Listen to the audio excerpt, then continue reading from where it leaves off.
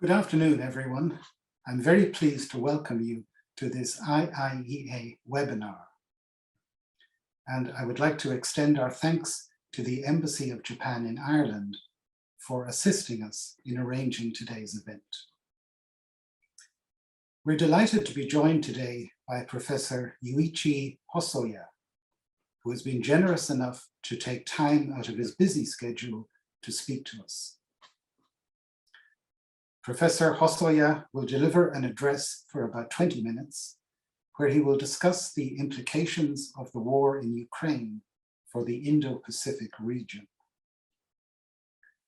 After Professor Hosoya has concluded his presentation, we will proceed to a Q&A with our audience. You will be able to join the discussion using the Q&A function on Zoom, which you should see on your screens. Please feel free to send in your questions throughout the session as they occur to you. And please be sure to include your name and affiliation with your question. You can also join the discussion on Twitter using the handle @IIEA. And a reminder that today's presentation and Q&A are both on the record. Now let me formally introduce Professor Hosoya before handing over to him. Dr. Hosoya is Professor of International Politics at Keio University in Tokyo. He is currently visiting fellow at Downing College, University of Cambridge, and research director at the Asia Pacific Initiative. Professor Hosoya was a member of former Japanese Prime Minister Abe's advisory panel on reconstruction of the legal basis for security. His research interests include British diplomatic history, Japanese foreign and security policy, and contemporary East Asian international politics. So we're very pleased to welcome him here today, and we're looking forward very much to hearing his presentation. So without further ado, I will give you the floor, Professor Hosoya. Oh, thank you very much indeed. Thank you very much, Ambassador Niadi, for your very kind introduction. And also, thank you. I'm really grateful for IIEA for hosting me at your prestigious and influential institute. And I'm particularly very glad that today I am focusing on perhaps the most important issue, the Ukrainian war and the current crisis in the Ukraine and the relationship between Ukraine and Russia and its particular impact upon East Asian or Indo-Pacific international relations, because many people, experts and policymakers are now wondering further the crisis will result in Chinese invasion upon Taiwan or the Chinese efforts to military efforts to unify the country. So now we are in a very difficult situation in international affairs. Maybe we are now living in a turning point in world history. So the result of the current Ukrainian crisis will undoubtedly affect the future course of history. So we are naturally very much curious and really interested in the direction about the current situation. So I will try to link the two issues. On one hand, I will focus on the importance of the Ukrainian war and its impact upon Indo-Pacific international relations. First, I like to use my PowerPoint slide to explain my talk. I will share my PowerPoint slide with you. Can you see my PowerPoint slide? Oh, that's great. Thank you very much. So the title is Impact of the War in the Ukraine and its impact upon Indo-Pacific region. And the subtitle is Japan, the EU, and the Free and Open Indo-Pacific. Previously, I actually prepared a PowerPoint slide, which simply focused on Japanese foreign policy and Japanese policy strategy of the Free and Open Indo-Pacific. So I felt relaxed because I finished making that PowerPoint slide. But in the middle of February last month, the crisis became war, and on the 24th of February last month, Russia began a massive military attack upon Ukraine. So I suddenly changed my mind to include that because well, we cannot expect a quite peaceful, stable international order under the current situation. Because of the degree of the impact of the war in the Ukraine, I felt that I really needed to modify my original plan of talk by including that in my talk. But still, there are so many unknowns. Of course, I cannot predict the future, but still, I can see some of the impact or the relationship between the two events. On one hand, there is a war and the crisis in Ukraine. On the other hand, we know that China is becoming the most important player in the world, along with the United States. And the US-China confrontation is undoubtedly influencing the future course of international relations. So we are naturally curious, perhaps, about how the two things are interrelated. So, of course, naturally, my talk will be focusing on the issue. And first of all, some of the points must be introduced. First, under the Joe Biden administration, the US has shifted from previous strategy of meeting challenges in the Asia-Pacific, the Middle East, and Europe to a new one, which singularly points out China as the only competitor to the United States. So previously, United States was preparing for a war in more than 2 theaters. Of course, it was difficult, but still, there are many challenges like North Korea, Iraq, Iran, and Russia as well. So that's why it was necessary for the United States to try to meet these challenges. But recently, in the last 1 or 2 years, United States has shifted from that previous strategy to a new one by pointing out China as the only competitor to the United States. So this means that Russia was more or less excluded from the most important competitor to the United States. So in the sense, I think that the United States began to think that it was no more necessary for the United States to deeply engage in security affairs in Europe or Euro-Atlantic area.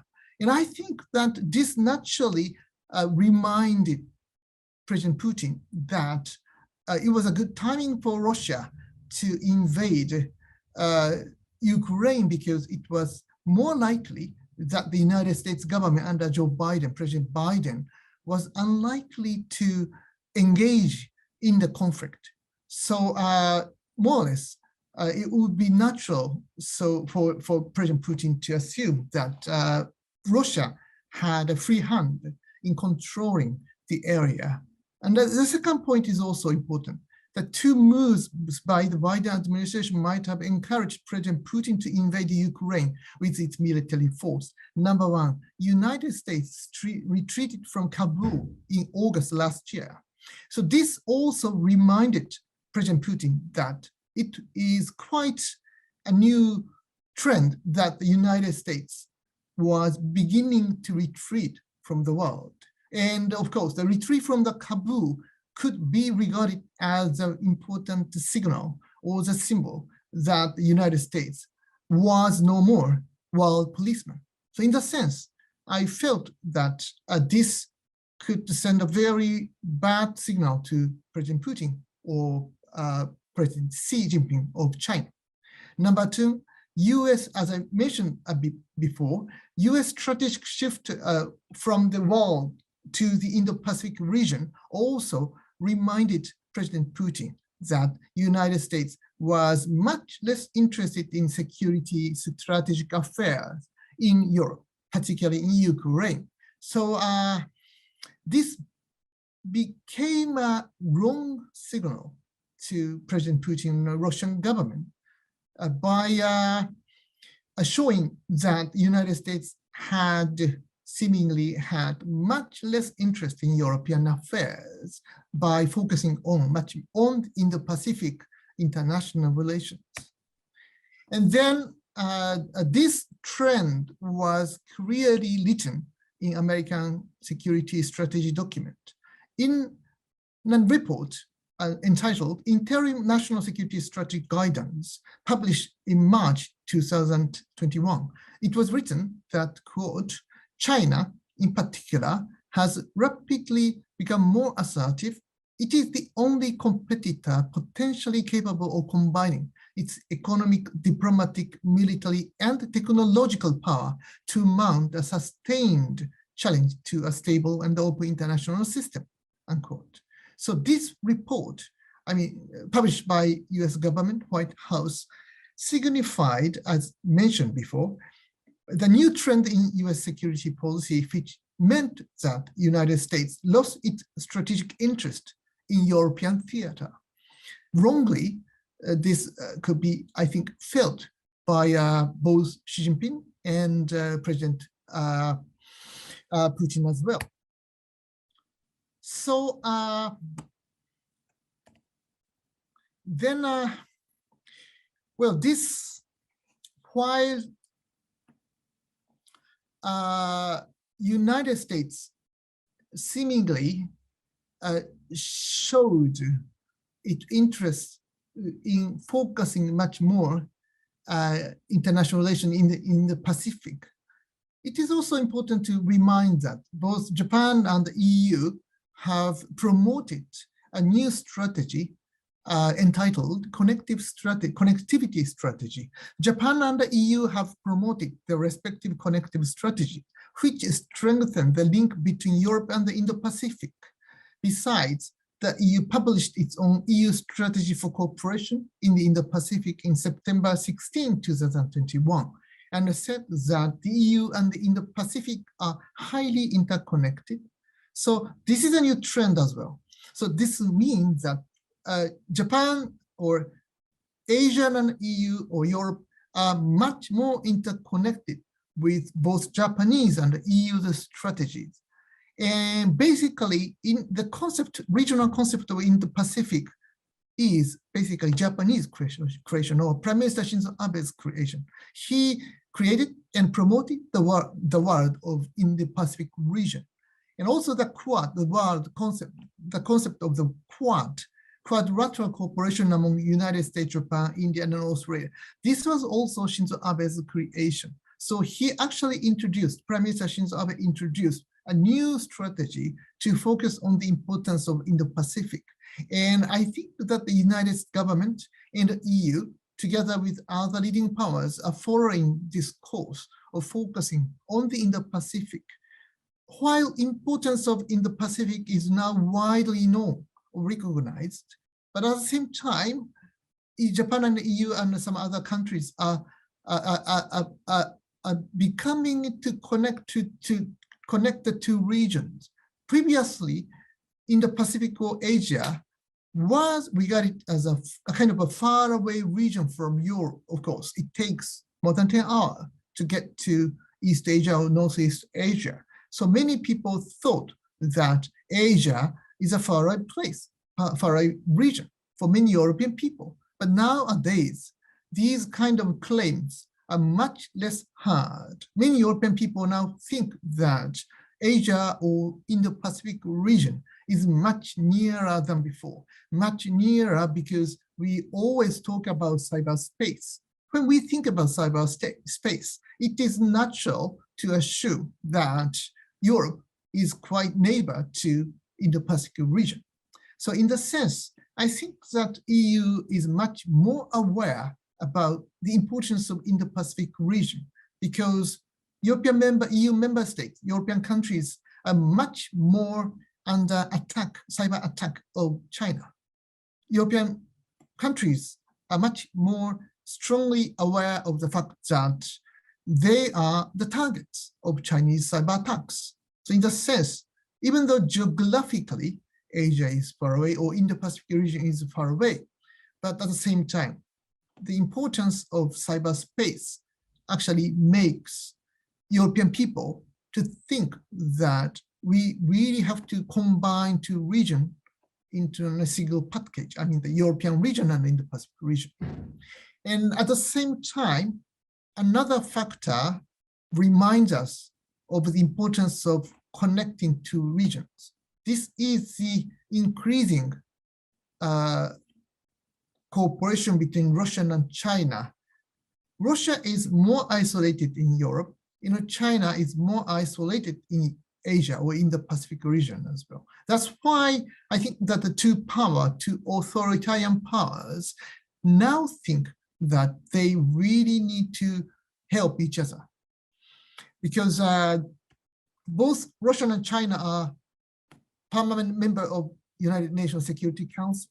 If they can collaborate, they are two powers among the 5 permanent members of UN Security Council. So they can get 2 vetoes. So they can occupy the discussion within the United Nations Security Council.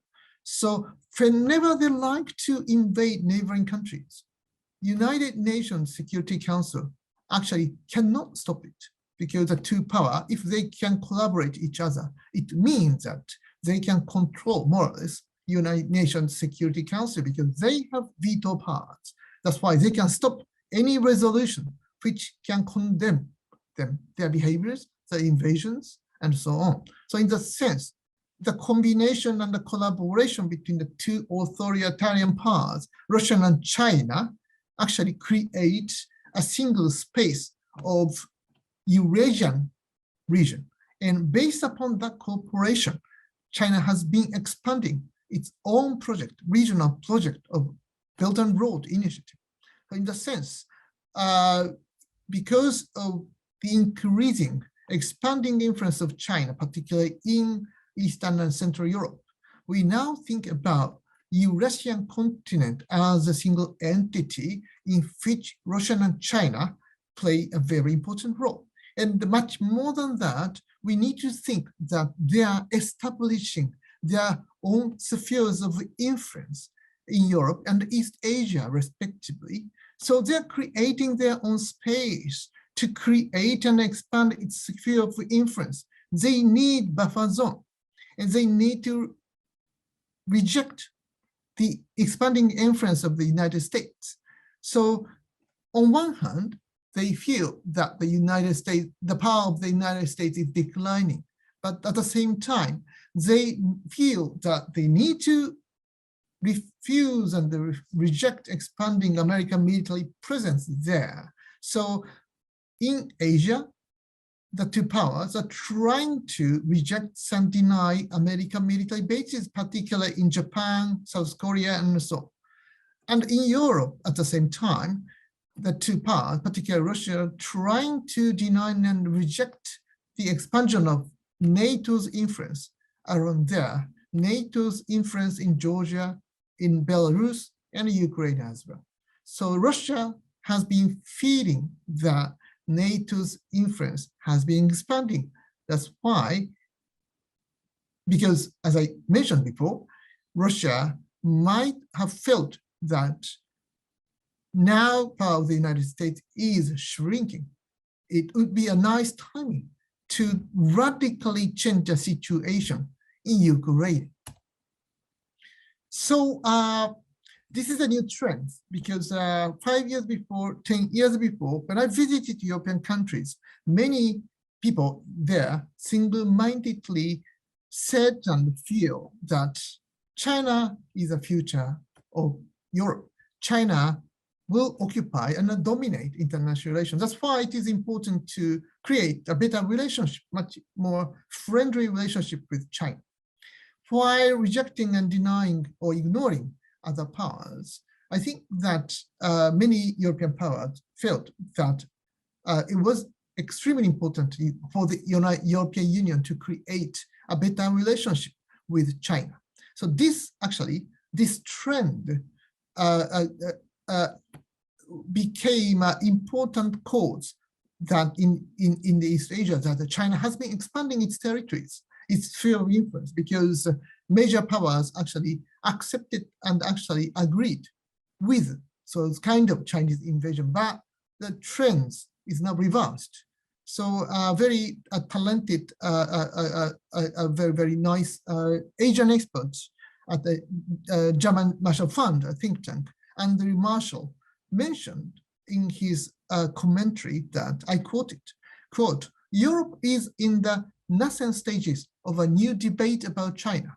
Last year, of course, it was 2019. Last year, the European Union published a strategic outlook paper in which it labeled China as a systemic rival, reflecting a sharp change in its balance of assumptions about Sino-European relationship. The pandemic is tilting that balance further, unquote. So this is a new trend. In the last 1 or 2 years, European Union and many member states of the EU have changed its attitudes towards China. Particularly, the UK is the most typical example because 7 years before 2015, when President Xi Jinping visited London, at the time Prime Minister was David Cameron. Prime Minister Cameron said that the golden decade of UK-China relation has begun.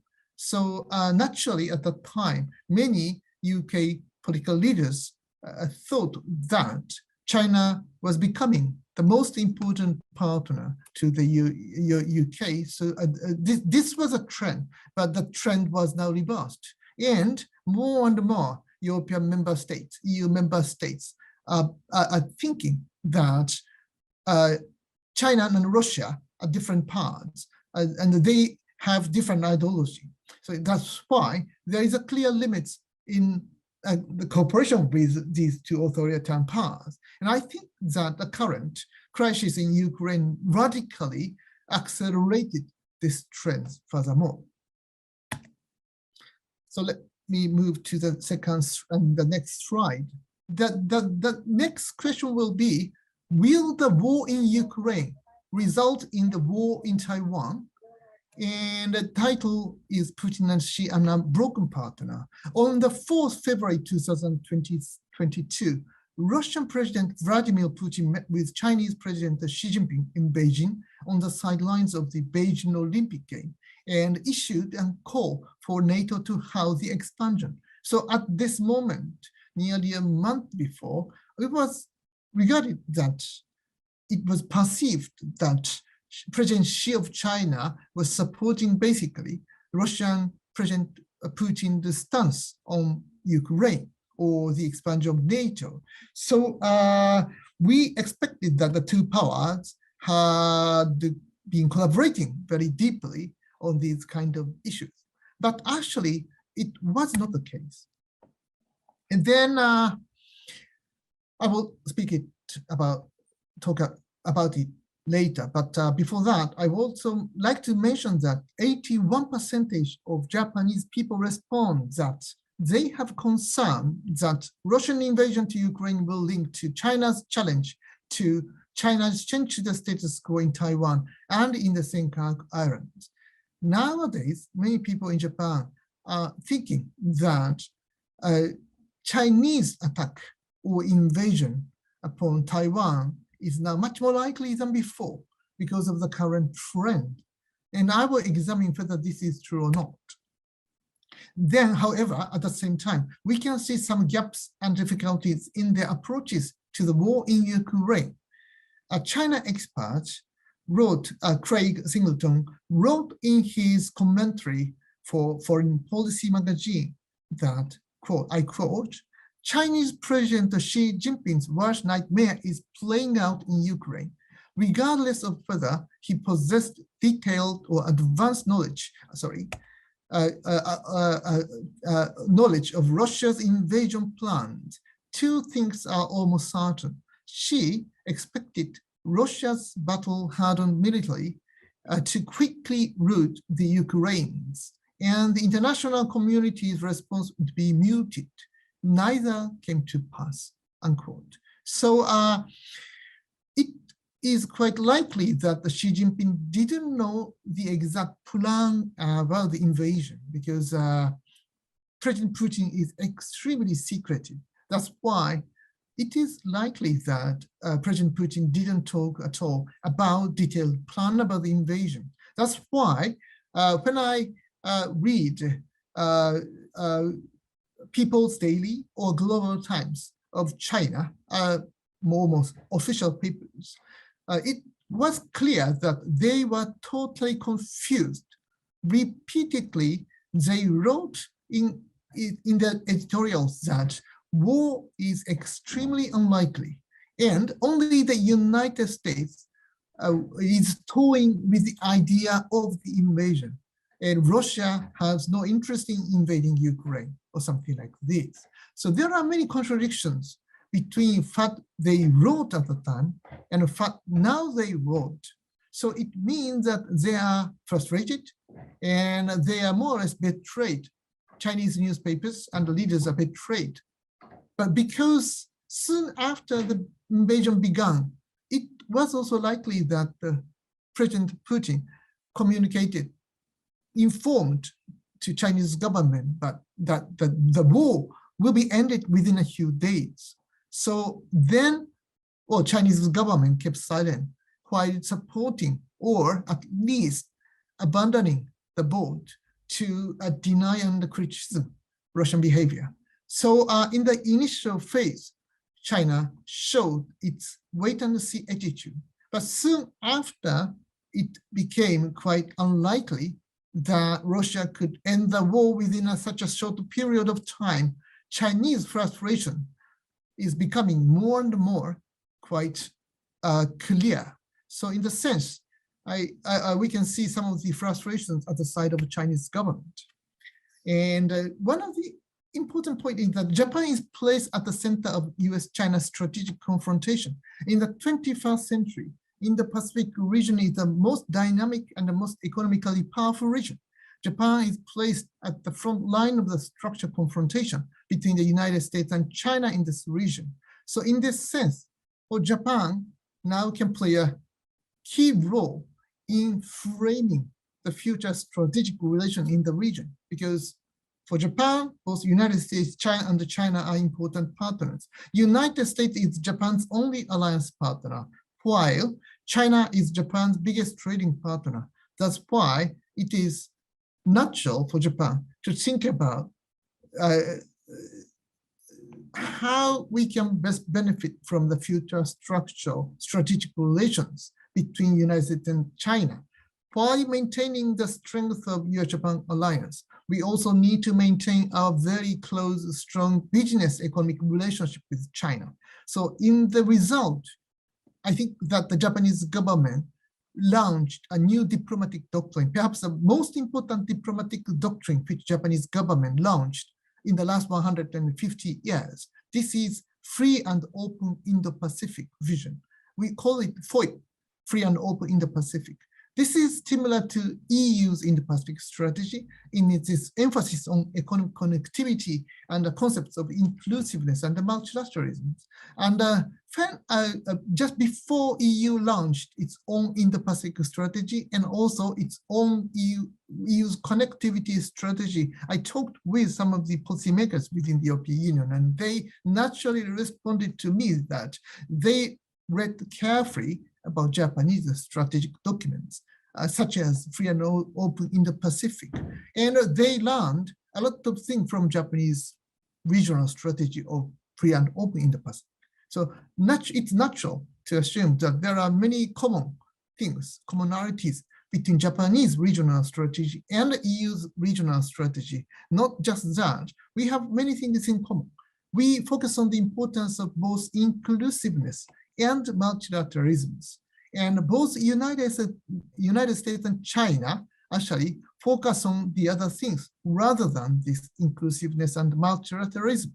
So we have to combine two things. On one hand, we are now seeing the war in Ukraine, which can drastically change international order of the 21st century. But at the same time, we have to also look at the direction of US-China strategic confrontation, because China can play a significant role in creating an armistice between Russia and Ukraine. So some kind of Chinese irritation and frustration and doubts upon Russian invasion can create a space for China to play an important role to mitigate the confrontation between the two sides. This is exactly what China did in the North Korean crisis. In the North Korean crisis, because China had a very strong tie with North Korea, and China can pressure North Korean policy on nuclear armament. That's why nuclear development, that's why trying to bridge a gap between the United States government and North Korean government, China started the six-party talk, and China played a very important role in trying to persuade North Korea to abandon nuclear programs. It didn't work very well, and the six-party talk ended already, but still, I think that it would be natural to assume that China is now thinking that China can play some role in the current war in Ukraine, because China also has a very strong tie with Ukraine as well. Chinese military expansion of the last 2 decades could be possible because of Ukrainian technologies. Ukraine actually has supported Chinese military development, technological advance in many ways, and their economic relationship is also very strong between China and Ukraine. So that's why we can naturally assume that China has a great interest in trying to stop the war between the two very important China's partners. So China is becoming more and more important player in global politics. And I think that China is replacing previous Russian role in global politics. So we will see much more important US-China strategic confrontation. And we do not know whether the US-China strategic confrontation will be mitigated or will be expanded. It depends on how China will think about its own role in trying to stop the war between Russia and Ukraine. And I'll stop here, and I'd like to listen to questions and comments afterwards. So I stop here. Thank you very much for your careful attention. Thank you very much indeed.